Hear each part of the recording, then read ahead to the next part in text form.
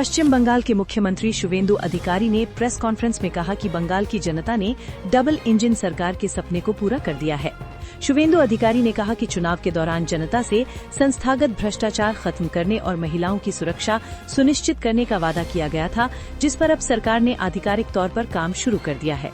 इसके साथ उन्होंने कहा कि राज्य में लंबे समय से लोग जल जीवन मिशन के सही तरीके से लागू होने का इंतजार कर रहे थे, लेकिन कागजों में योजना लागू होने के बावजूद जमीनी हकीकत संतोषजनक नहीं रही। शुवेंदु अधिकारी ने कहा कि नई सरकार जनता से किए गए सभी वादों को पूरा करेगी और हर घर तक साफ पानी पहुंचाने की दिशा में तेजी से काम किया जाएगा। उत्तर प्रदेश के मुख्यमंत्री योगी आदित्यनाथ ने सड़क पर नमाज को लेकर बड़ा बयान दिया है। लखनऊ में एक कार्यक्रम के दौरान सीएम योगी ने सड़कों पर नमाज न पढ़ने की हिदायत दी। उन्होंने कहा कि सड़कें चलने के लिए हैं, किसी को क्या अधिकार है सड़क रोकने का। इसके अलावा जगह कम होने पर सीएम योगी ने कहा कि तुम्हारे घर में रहने की जगह नहीं है तो संख्या नियंत्रित कर लो, अगर सामर्थ्य नहीं तो क्यों संख्या बढ़ाए जा रहे हो। सीएम योगी ने जगह कम होने पर शिफ्ट में नमाज पढ़ने की सलाह भी दी। पश्चिम बंगाल में सरकार बनने के बाद सीएम शुवेंदु अधिकारी एक के बाद एक लगातार बड़े फैसले ले रहे हैं। सोमवार को एक बार फिर से सीएम शुवेंदु अधिकारी की अध्यक्षता में कैबिनेट की बैठक आयोजित की गई है। इस बैठक से राज्य की जनता के लिए कई अहम घोषणाएं सामने आई हैं। इनमें महिलाओं के लिए अन्नपूर्णा योजना के तहत 3,000 रूपये और सरकारी बसों में महिलाओं को फ्री यात्रा जैसी कई घोषणाएं की गई हैं। टीएमसी नेता जहांगीर खान अपने बयानों की वजह से पश्चिम बंगाल चुनाव के दौरान काफी चर्चा में रहे थे, लेकिन राज्य में बीजेपी की सरकार बनने के बाद जहांगीर खान के तेवर कुछ ठंडे पड़ते दिख रहे हैं। ताजा खबर ये है कि जहांगीर खान ने कलकत्ता उच्च न्यायालय में सुरक्षा की मांग करते हुए याचिका दायर की है।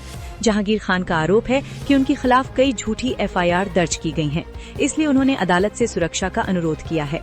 वकील किशोर दत्ता ने कलकत्ता उच्च न्यायालय के न्यायमूर्ति सौगता भट्टाचार्य का ध्यान इस मामले की ओर दिलाया और तत्काल सुनवाई का अनुरोध किया। बिहार के गया जिले में बाराचट्टी विधानसभा क्षेत्र की विधायक ज्योति मांझी के काफिले पर हमला होने का मामला सामने आया है।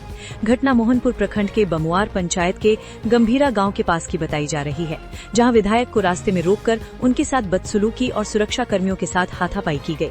बता दें कि ज्योति मांझी हिंदुस्तान आवाम मोर्चा पार्टी की विधायक हैं।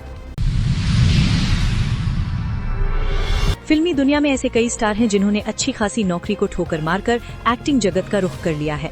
किसी ने इंजीनियरिंग तो किसी ने डॉक्टर की डिग्री हासिल करने के बाद मनोरंजन जगत का रुख कर लिया और आज अपना सपना पूरा करने में जुटे हैं।